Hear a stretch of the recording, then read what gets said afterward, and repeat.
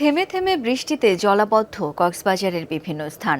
পৌরসভার বেশিরভাগ এলাকা থেকে পানি নেমে গেলেও 1 থেকে 6 ও 7 নম্বর ওয়ার্ডের নিম্নাঞ্চলে পানিবন্দী শতাধিক পরিবার। পাহাড়ের পাদদেশে ঝুঁকিপূর্ণভাবে বসবাসকারীদের নিরাপদে সরিয়ে নেয়ার চেষ্টা চলছে। আবহাওয়া অফিসের তথ্য অনুসারে গেল 24 ঘন্টায় দেশের সর্বোচ্চ 309 মিলিমিটার বৃষ্টিপাত রেকর্ড হয়েছে কক্সবাজারে। সিলন ফ্যামিলি ব্লেন্ডের কড়ালিকার আর সতেজ স্বাদের পারফেক্ট ব্লেন্ডে স্বপ্নেরা মেলুক টানা।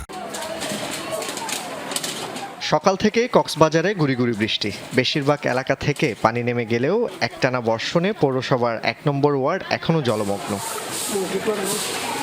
স্থানীয়দের অভিযোগ, ড্রেনেজ ব্যবস্থা অকেজো হওয়ায় পানি নিষ্কাশন হচ্ছে না, ফলে সীমাহীন এই দুর্ভোগ।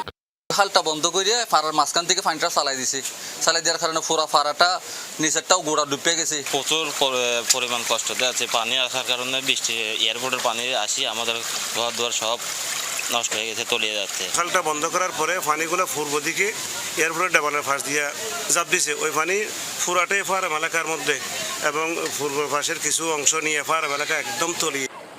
পানির তোড়ে ভেঙে গেছে ঘর, আসবাবপত্র তলিয়েছে পানির নিচে, নেই রান্নার সুযোগও।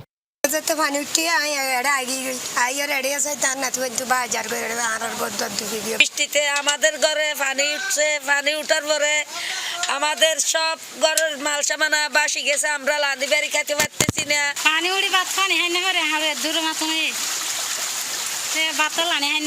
পানিবন্দি আছি আমরা, এরপরে আমরা ঘুমাইতে পারতেছি না, চুলাও জ্বলতে পারতেছি না, বাচ্চাদেরকেও খাওয়াতে দিতে পারতেছি না।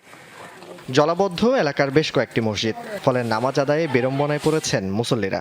এখন ধোঁয়া পড়ি না, এখন ধোঁয়া পড়তে আর চলে আর দাওয়াররা শেষ রাত্রে হইতে ফজর পর্যন্ত ফজর নামাজ এবং জোহর মানে গতকালকে হইতে মূলত নামাজ আমরা পড়তে পারতেছি না।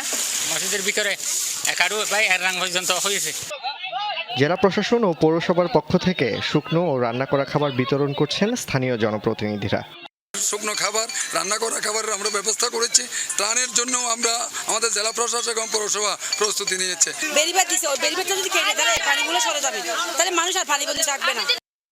কদিনের ভারী ও টানা বর্ষণে বৃহস্পতিবার পাহাড় ধসে শিশুসহ 4 জনের মৃত্যু হয়। জুবাইদ ইবনে শাহাদাত, যমুনা নিউজ।